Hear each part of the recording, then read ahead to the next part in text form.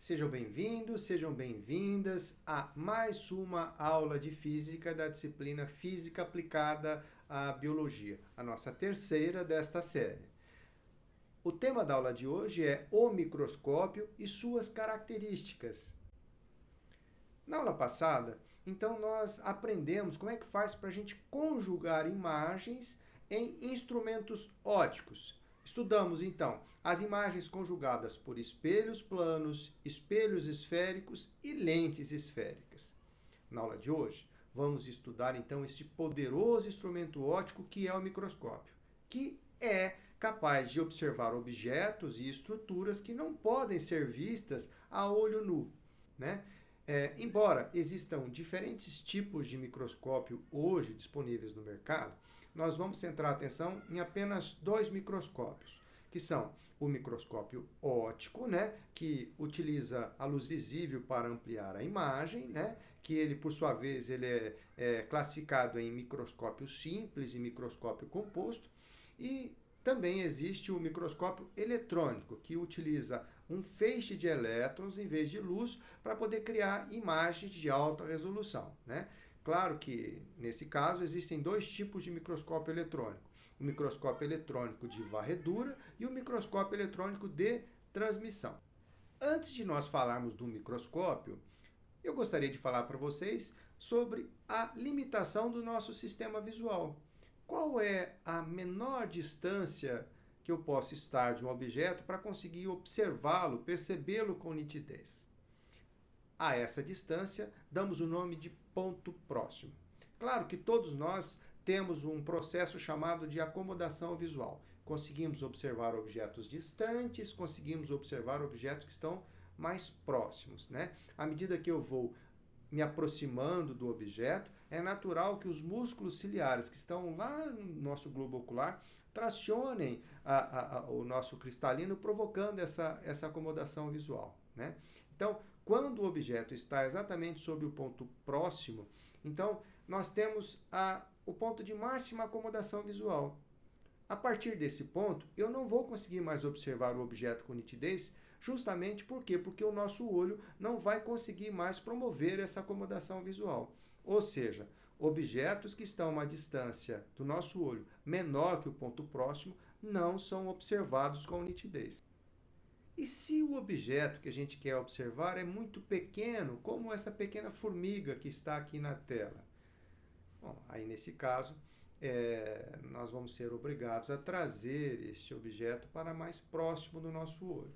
Quando nós fazemos isso, por uma questão de perspectiva e de campo de visão, o que acontece? A luz desse objeto vai se formar lá na nossa retina, ocupando um campo visual maior. E esse aumento de campo visual é que nos causa essa sensação que ele é maior. Beleza? Tá, mas e se ele for tão pequeno que, mesmo trazendo ele até o ponto próximo, eu não consigo observá-lo? Bom, aí eu vou tentar aproximá-lo a uma distância menor que o ponto próximo. Aí não existe mais imagem. Eu só vou conseguir observar este objeto se nós fizermos uso de um instrumento óptico, no caso, uma lente. Mas para que isso seja verdade, este objeto, no caso, a minha formiguinha, ela tem que estar posicionada dentro do campo focal desta lente, ou seja, dentro da distância focal. Tá? Então, quando esse objeto ele for posicionado dentro do campo focal desta lente auxiliar, que nós vamos chamar de microscópio simples, ou comumente chamado de lupa, aí neste caso, os olhos não vão mais conseguir enxergar esta formiguinha pequenina, mas eles vão enxergar a imagem virtual e ampliada da formiga através da lente. Nós podemos explorar a geometria que se forma entre a situação em que você tem um objeto no ponto próximo e um objeto que tem a sua imagem ampliada pela lupa, né? Então, para isso, nesse desenho, observe que o olho da pessoa, a posição do ponto próximo e o topo da cabeça desse boneco formam um triângulo retângulo, onde aqui é o ângulo θ, aqui nós temos o cateto oposto e aqui nós temos o cateto adjacente. A mesma coisa acontece nesse outro desenho, onde nós temos o olho, nós temos a posição onde realmente está a formiga e nós temos a posição onde realmente está a anteninha da formiga. E aqui é o ângulo θ'. Tá? Então perceba que dessa geometria que está aqui, nós conseguimos tirar a tangente desse ângulo θ. Tá? A tangente desse ângulo θ é o cateto oposto, que é H, dividido pelo cateto adjacente, que é essa distância que esse objeto está do olho, que é o ponto próximo. Na média, na maioria das pessoas, essa distância é mais ou menos 25 centímetros, tá bom? Agora, olhando para esse desenho, do olho, a posição onde realmente a formiga está e a posição da anteninha, a tangente de θ' é o cateto oposto, que é o tamanho, que é a altura da formiguinha, dividido pelo cateto adjacente, que é a distância da formiguinha até o olho, que é P, tá bom? Então, neste caso, pessoal, veja, acho que vocês já devem ter percebido que quando vocês usam uma lupa, instintivamente você já tem por hábito movimentar a lupa diante dos seus olhos na tentativa de buscar o ponto de maior ampliação, tá? Claro que este ponto não pode ser sobre o ponto focal, porque senão você não vai conseguir enxergar imagem, porque objetos que estão sobre o ponto focal não formam imagem. Já discutimos isso na aula passada.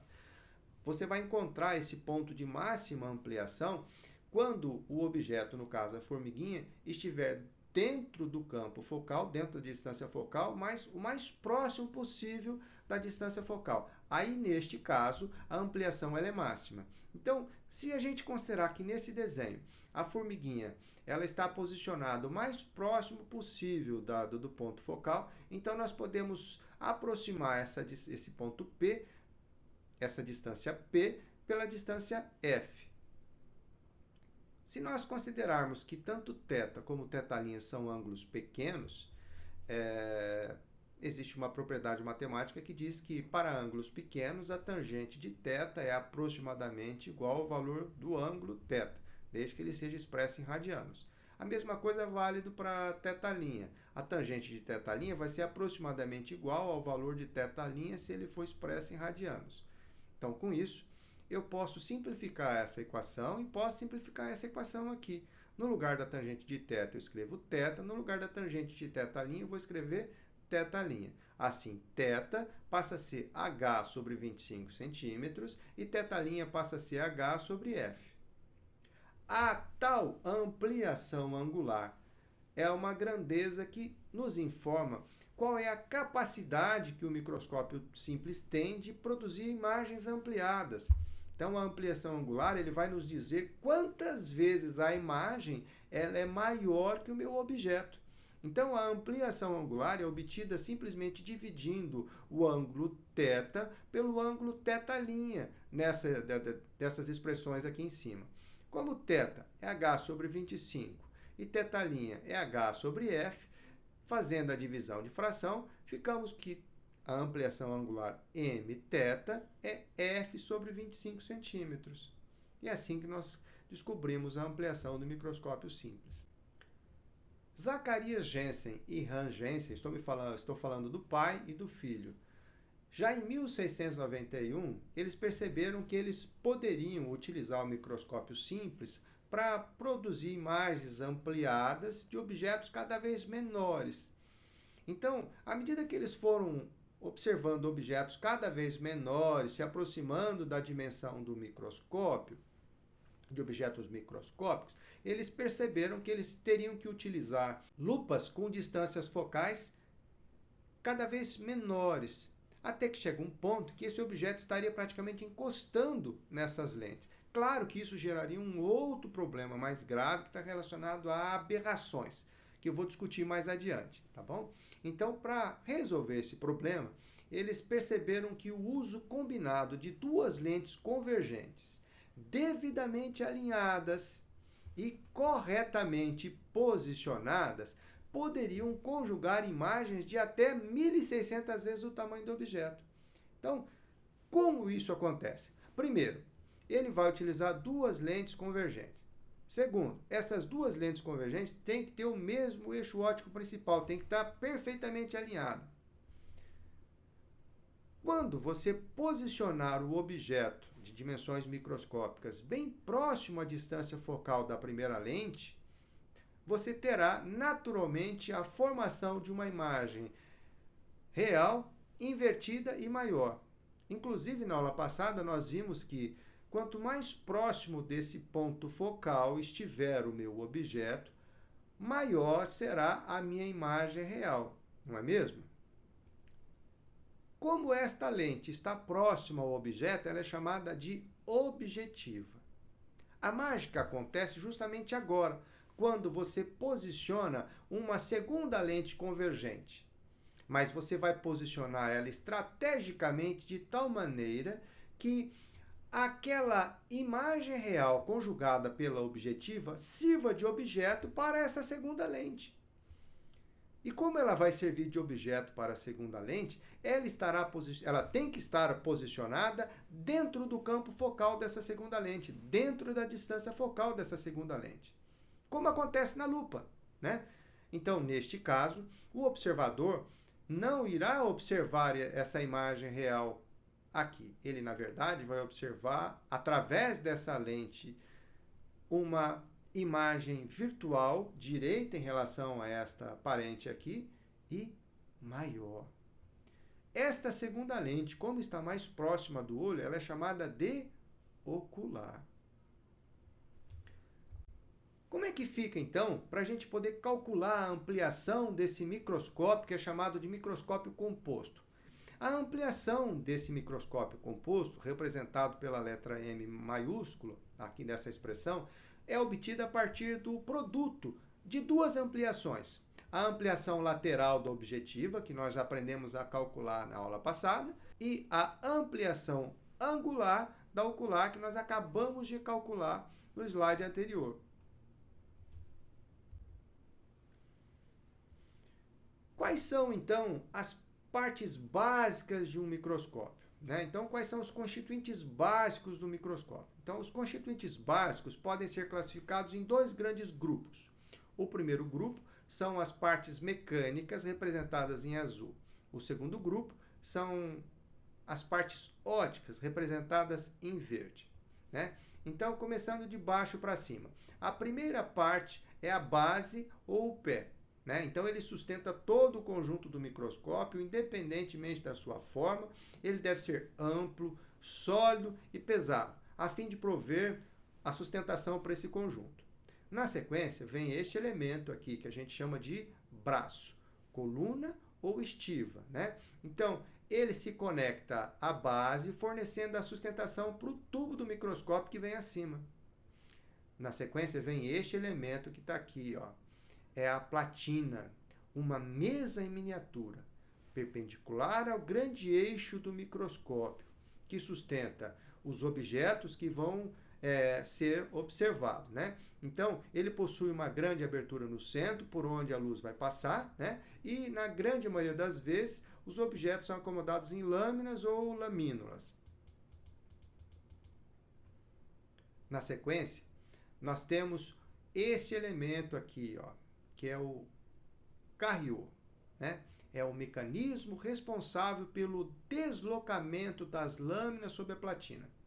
Ele possui um sistema de pinças para o posicionamento das lâminas e dois botões que movimentam o material sobre a platina, no sentido antero-posterior e antero-lateral.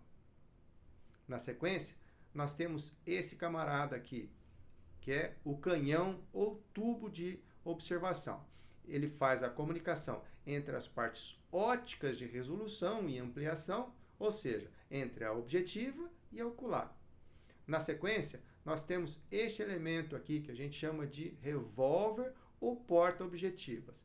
É uma peça giratória, tá? Do tubo que proporciona a fixação e a troca das objetivas.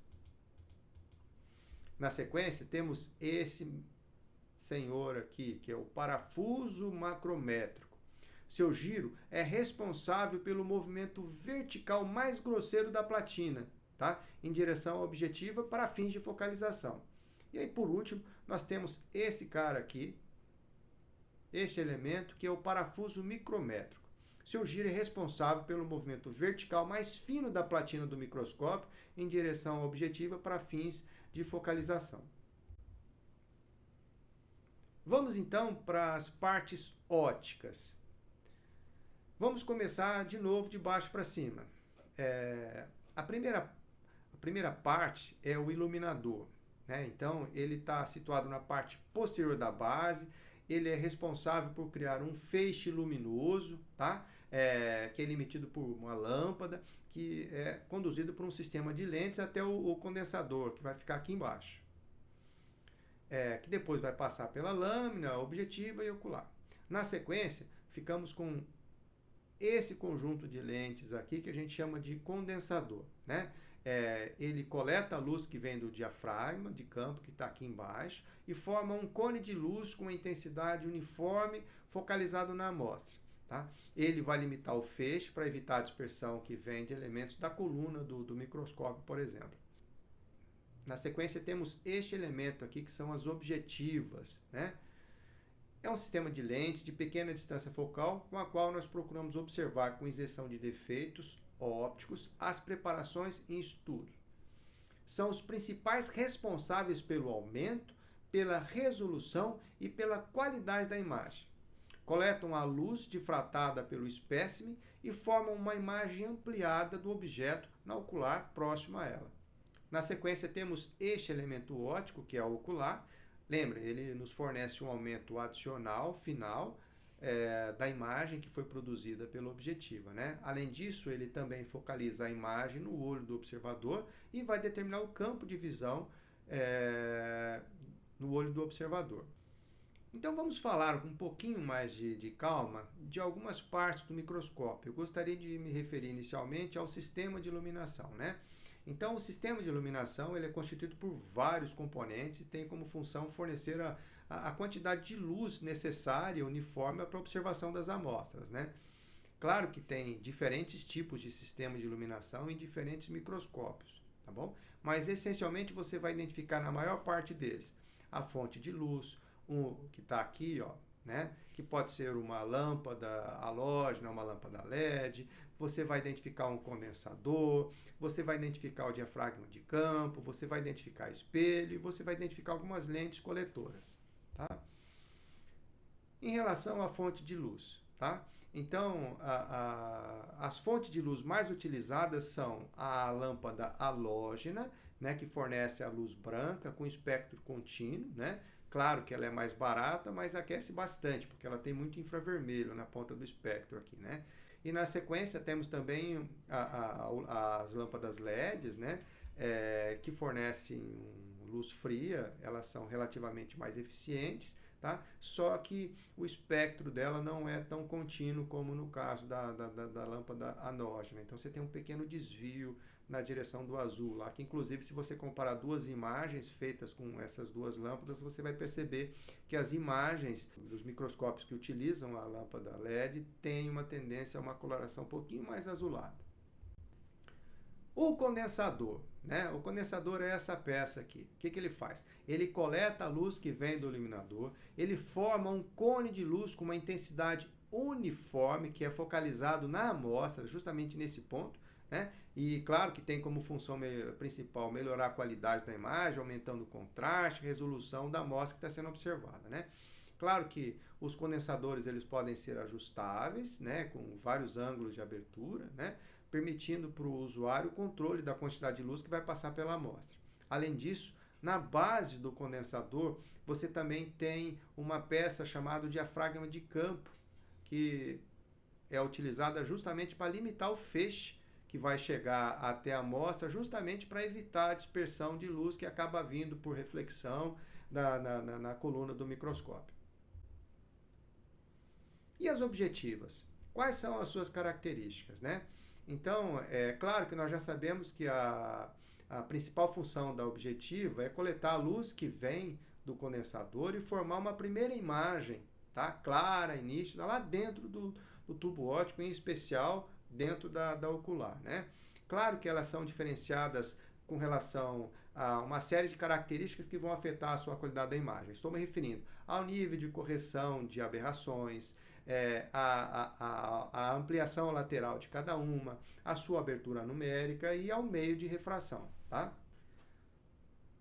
Antes de falar do nível de correção de aberrações, eu tenho que falar para vocês das aberrações, né? Então, vamos começar com a aberração cromática, né? O termo aberração cromática se aplica àquele fenômeno óptico que está relacionado ao fato de que, quando você joga luz branca a uma lente, ela não vai conseguir focalizar, na grande maioria das vezes, todos os comprimentos de onda exatamente no mesmo ponto.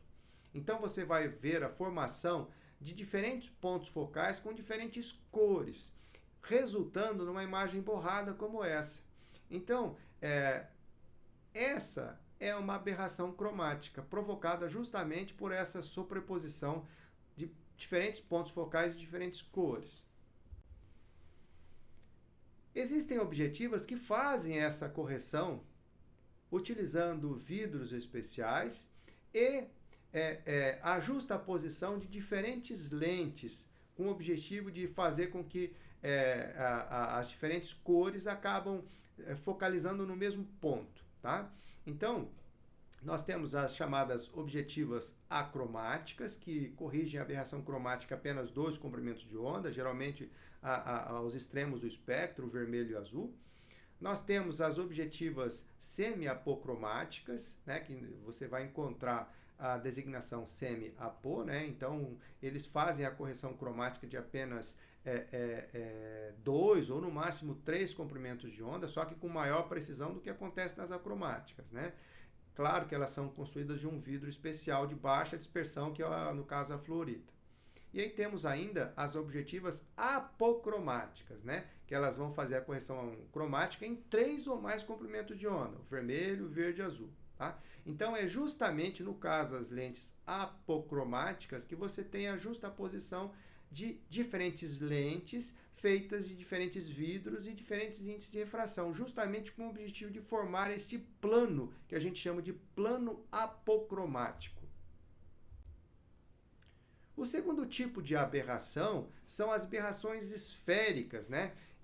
O que são isso? Olha, quando você jogar luz numa determinada lente, você vai perceber que os raios de luz que passam pela borda da lente vão ser focalizados num determinado ponto. Já a luz que passa mais pelo meio da lente vai ser focalizada em outro, criando esse tipo de efeito aqui, ó, tá? Então, existem objetivas que fazem também as correções esféricas, tá? Então, são as objetivas planas, que você vai encontrar a designação plana, então ela faz essa correção do que a gente chama de curvatura de campo, né? Proporcionando uma imagem muito mais nítida e um campo de visão mais útil também, né? E claro que a gente também tem as objetivas não planas, né? Onde a nitidez no centro delas é um pouco melhor, mas diminui nas bordas. Aqui nós temos um exemplo de uma objetiva, pessoal. Inclusive, o tipo de objetiva é informado, está impresso na lateral da sua objetiva. Então, por exemplo, esta aqui é uma objetiva do tipo plan-apo, tá? Então, essa objetiva ela é capaz de fazer correção de aberrações esféricas e também consegue fazer aberrações cromáticas do tipo apocromática. As objetivas também são diferenciadas a partir da sua ampliação lateral, tá? As objetivas mais comuns são aquelas com ampliação lateral de 4x, 10x, 20x, 40x, 60x e 100x. Tá? É claro que a escolha de uma determinada ampliação está relacionada ao nível de detalhe que você quer da sua imagem, né? Agora, o valor da ampliação lateral de uma objetiva é impresso também na lateral da objetiva. Aqui, por exemplo, temos uma objetiva de 60x. Além disso, percebam que aqui embaixo nós temos uma cintinha colorida na cor azul, tá? É um código de cor. Esse código de cor, ele serve para indicar para a gente também qual é a ampliação da objetiva, tá? Então, nós temos diferentes objetivas, então, consequentemente, nós temos diferentes códigos de cores, que podem ir do preto, cinza, vermelho, até o branco. As objetivas também são diferenciadas pelo tipo de técnica ótica que vai ser empregada. Neste caso, elas são as objetivas de imersão em óleo. Ou seja, toda vez que você for trabalhar com uma abertura numérica muito grande, você vai ter um grande espalhamento de luz, porque a distância de trabalho vai ser pequena. Para evitar esse espalhamento de luz e evitar que essa energia luminosa deixe de entrar dentro da objetiva, nós temos que substituir o meio refrativo por um outro meio. No caso, a gente utiliza um óleo de imersão. Um óleo de imersão é um óleo que tem um índice de refração que se aproxima em muito do índice de refração do vidro. Então, neste caso, aquela refração do tipo vidro-ar, onde os raios luminosos se afastam da normal, deixa de acontecer. E aí os raios luminosos que saem do seu espécime vão entrar praticamente quase todos dentro da sua objetiva, aumentando a nitidez e o brilho da sua imagem. Além disso, nós também temos as objetivas de campo escuro, que são objetivas que são otimizadas para você poder fazer observação de amostras iluminadas de maneira indireta. Elas são representadas como M, P, L, F, L, N, BD. Temos também as objetivas de fase, que são projetadas para a gente poder fazer a microscopia de contraste de fase, que ela permite observar certos detalhes em células vivas sem corantes, ou seja, ela consegue dar um destaque maior pela diferença de densidade do material ali, né? Então, elas são representadas pelo símbolo DIC-H. Temos ainda as chamadas objetivas de fluorescência, que elas são especialmente projetadas para a gente poder usar em microscopia de fluorescência, né? É claro que elas têm alguns revestimentos especiais para maximizar a transmissão de luz fluorescente, né? Então, elas são representadas por esse símbolo aqui, UPLAN FLN. Mas a principal característica mesmo das objetivas é a abertura numérica. Tá?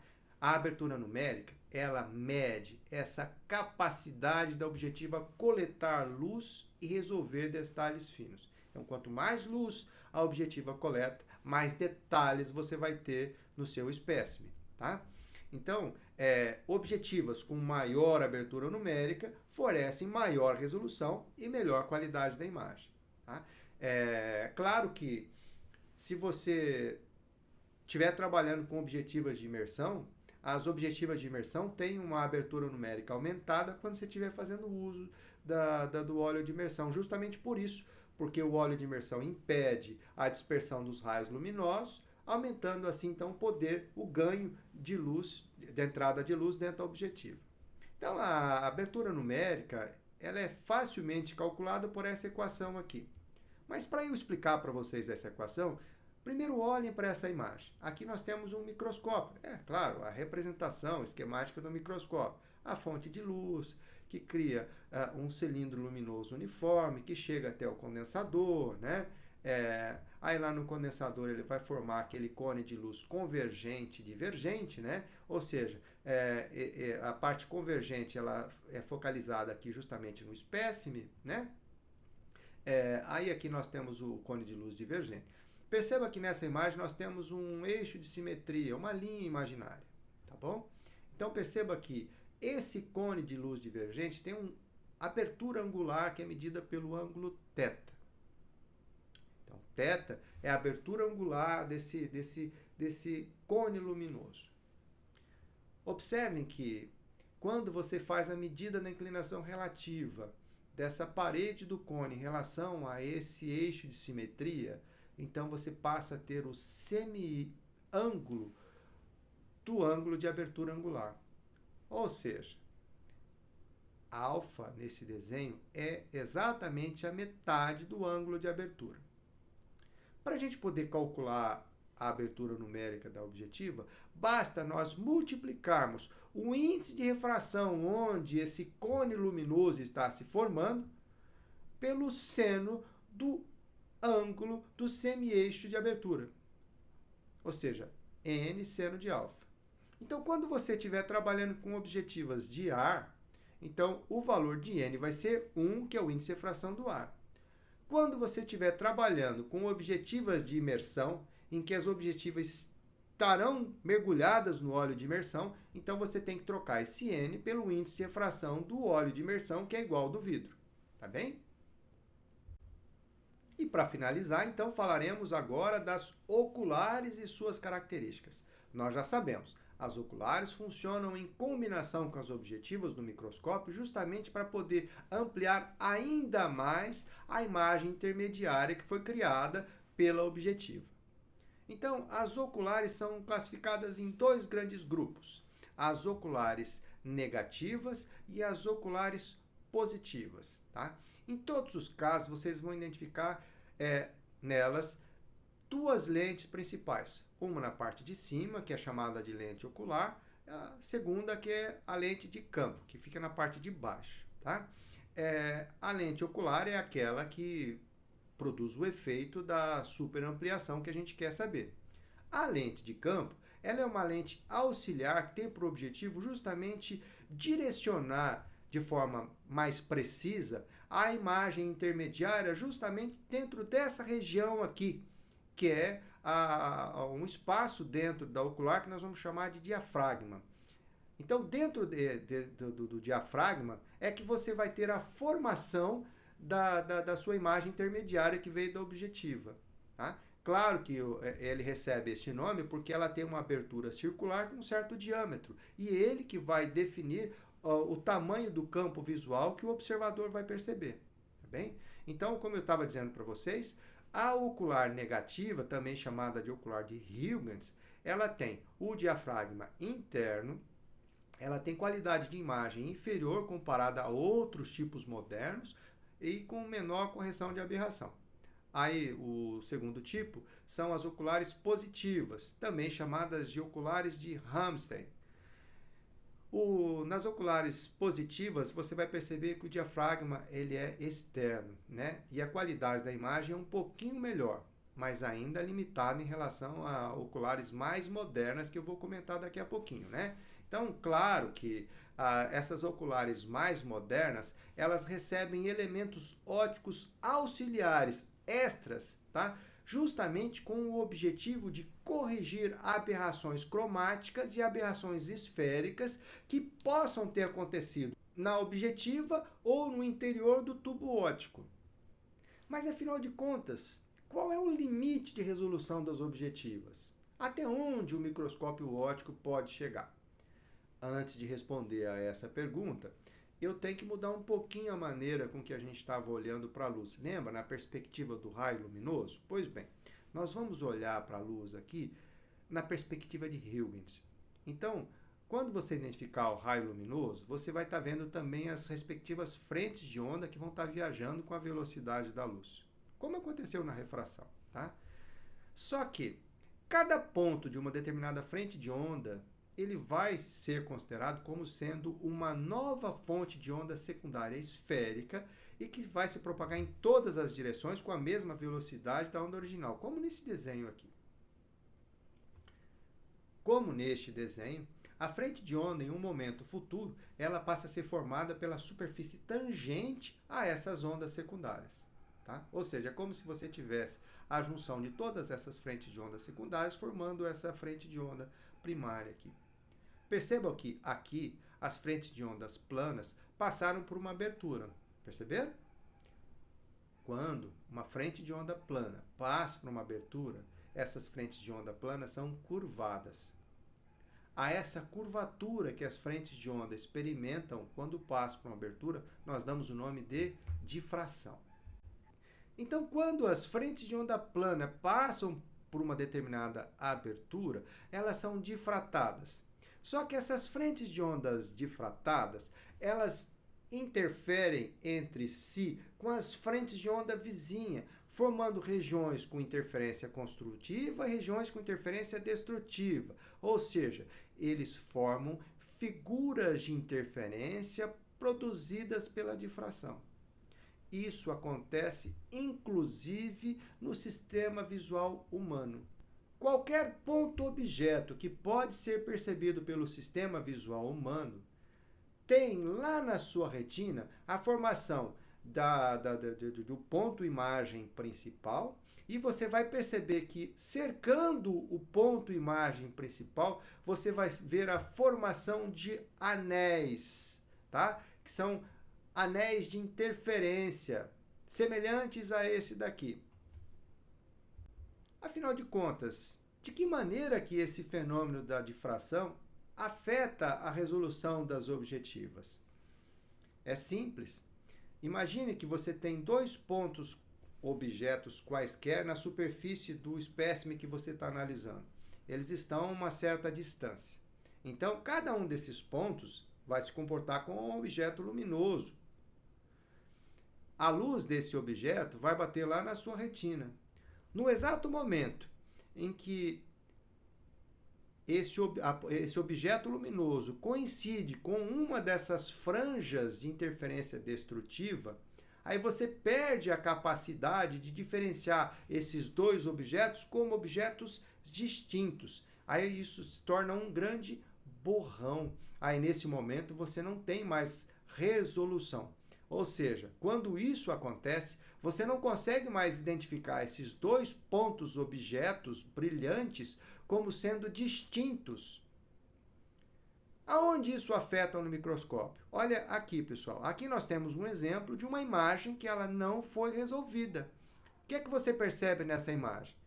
Você percebe falta de nitidez, pouca definição das bordas, nos desenhos, nos extremos, tá? Você percebe um contraste deficiente entre a região clara e a região escura. Você percebe cores mal definidas, tá? E você percebe ainda perca de informações visuais. Olha, embora claramente a gente esteja fotografando aqui células vegetais, observem que neste caso da direita, em que você tem uma imagem resolvida, você consegue identificar os núcleos das células, você consegue identificar detalhes da parede celular, detalhes que não podem ser resolvidos nessa imagem que não está resolvida. Então, uma imagem ela é resolvida quando isso aqui não acontece. Quando cada pontinho dessa imagem, lá na sua retina, aparece separado, tá bom? Ou seja, quando cada pontinho brilhante desse daqui não está coincidindo com uma franja de interferência destrutiva nesse anel de difração lá na sua retina. Então, essas imagens resolvidas possuem boa nitidez, boa definição nas bordas, um bom contraste, cores bem definidas e informações visuais precisas. Como é que faz para a gente poder calcular o limite de resolução do microscópio óptico, que eu vou representar aqui pela letra D, né? Então, a gente calcula isso a partir do critério de Rayleigh, né? Que define, então, a menor distância entre dois pontos que ainda podem ser distinguidos como separados. A menor distância entre dois pontos que ainda podem ser distinguidos como separados lá na sua retina. Então, a gente usa essa equação matemática para fazer o cálculo, né? Então, essa distância, que é o limite de resolução, ele é 0,61 multiplicado pelo comprimento de onda da luz que você está utilizando para iluminar o espécime, dividido pelo valor da abertura numérica do microscópio. Percebam que quanto maior for o valor da abertura numérica, menor é o limite de resolução, tá? Ou seja, eu vou observar objetos com um limite cada vez menores, tá? Perceba ainda nesta equação que o limite de resolução ele é diretamente proporcional ao comprimento de onda da luz que você está iluminando. Então, sim, você pode melhorar a resolução da sua imagem utilizando filtros coloridos no seu microscópio, como neste caso aqui. Um filtro de cor é aquele em que você joga a luz branca, ele absorve todas as cores que chegam até ele e permitem passar apenas uma, a cor do filtro. Então, aqui na figura, por exemplo, eu tenho filtro azul, filtro amarelo, filtro verde, filtro vermelho, posso ter filtro roxo, tá bom? Pois bem, se porventura o espécime ele estiver sendo iluminado por luz branca, né? Claro, a luz branca tem todas as cores que vão do azul até o vermelho. Então, neste caso, eu vou pegar um valor médio. por padrão, nós iremos adotar o comprimento de onda de 550 nanômetros. E 550 nanômetros é numericamente igual a 0,55 micrômetros para facilitar. Aqui nós temos alguns exemplos, só para a gente poder ilustrar o que a gente está falando, de algumas células, algumas entidades biológicas e os seus limites de resolução, né? Então, por exemplo, as células vegetais, elas têm um comprimento de aproximadamente 80 micrômetros. Já as animais, elas são menores que isso, mais ou menos 30 micrômetros.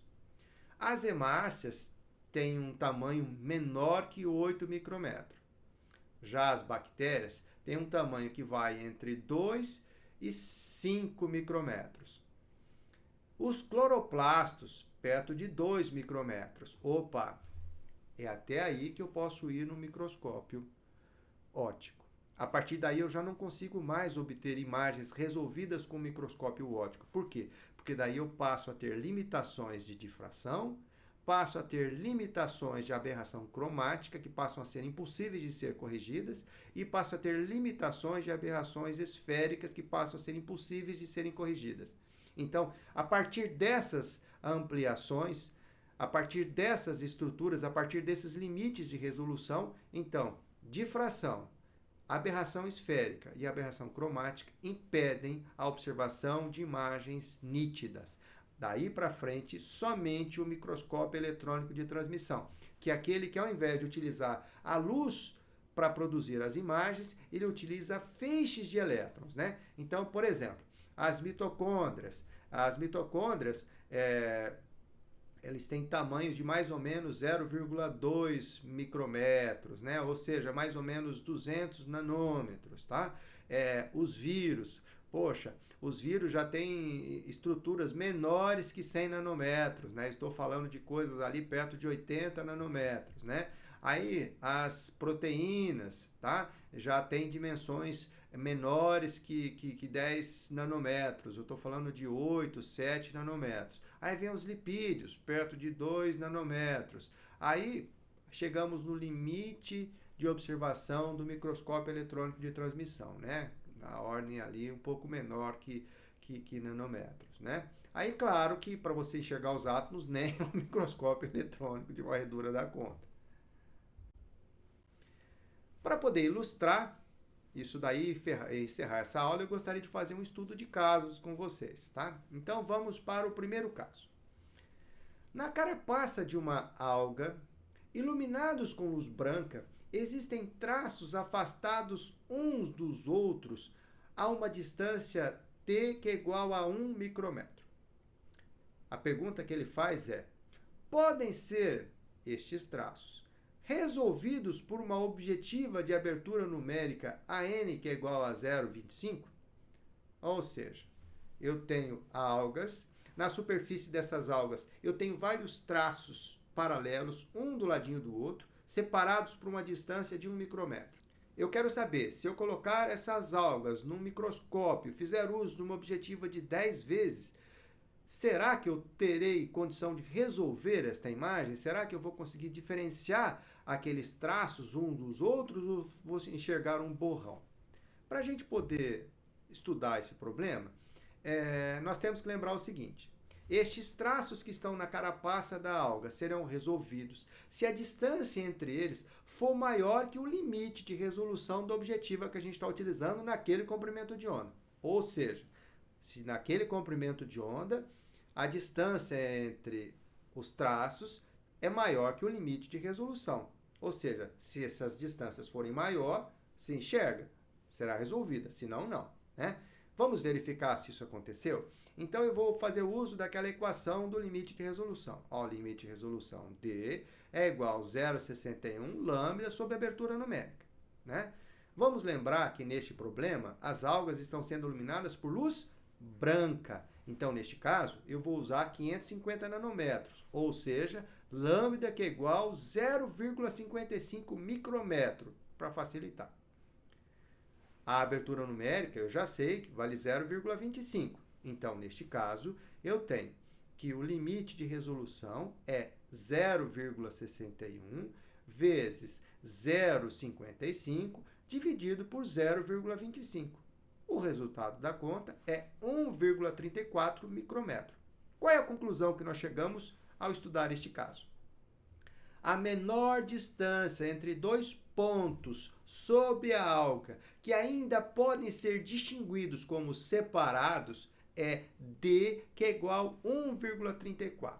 Perceba que este número é maior que a distância entre as ranhuras que estão na carapaça da alga, que é 1 milímetro. Então, neste caso, a imagem ela não é resolvida. Eu não vou conseguir diferenciar estes traços. Eu posso até ver as algas, porque as algas são muito maiores que isso, mas eu não vou conseguir ver detalhes do que está na carapaça da alga. Como nessa imagem aqui, tá vendo, pessoal? Eu consigo ver as algas, tá? Como a luz é branca, vai difundir o verde, tá? Mas percebam, eu não consigo perceber detalhes do que está na carapaça. Se existem rastros, se existem traços que estão aí, não dá para ver. Eu poderia jurar que não tem. Então vamos para o caso 2. Vou usar a mesma lâmina, o mesmo espécime, a mesma alga, só que ao invés de utilizar luz branca para iluminar, eu vou trocar essa luz branca inserindo um filtro colorido a essa estrutura, tá? Então, se eu inserir um filtro colorido, será que a imagem vai ser resolvida? Então, vamos analisar. Como aconteceu no caso anterior, os traços serão resolvidos se a distância entre eles for maior que o limite de resolução da objetiva, isto é, se a distância entre os traços for maior que D, tá bom? Mais uma vez usando a equação. O limite de resolução é 0,61 vezes lambda sobre a abertura numérica. Então, como nós colocamos um filtro luminoso colorido na cor violeta, as algas serão iluminadas com um comprimento de onda menor. Vamos lembrar lá do espectro eletromagnético? O extremo do espectro eletromagnético, onde está o violeta, 400 nanômetros. O extremo direito do espectro eletromagnético, onde está o vermelho, é 700, tá bom? Então, nós vamos trocar 550 nanômetros por 400 nanômetros. Mas 400 nanômetros é 0,4 micrômetros, né? A abertura numérica da objetiva continua sendo 0,25. Então, vou substituir esses valores na minha equação e o resultado dá 0,98. Conclusão que nós chegamos com esse caso.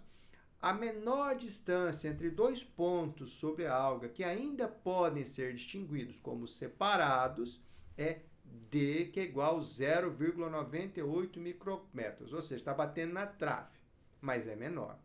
Ou seja, D é menor que a distância entre os traços, que é 1 micrômetro. Então, sim, as imagens serão resolvidas. Observem aqui na imagem. No momento que nós substituímos a luz branca pela luz violeta, além de nós enxergarmos as algas, eu consigo enxergar detalhes do que está na superfície da carapaça da alga, ou seja, os traços passaram a ser resolvidos. Percebam, pessoal, o mesmo microscópio, a mesma objetiva, a mesma ocular, mudou apenas a iluminação. Fica a dica, pessoal. Às vezes, se vocês querem melhorar a resolução, a utilização de filtros é extremamente importante. Então é isso, pessoal. Com isso, nós encerramos essa parte de microscopia, que é o primeiro módulo dessa disciplina. E aí, na próxima semana, nós vamos iniciar o segundo módulo, que fala sobre a espectrofotometria. Por hoje é só. Espero vocês na próxima aula. Tchau, pessoal!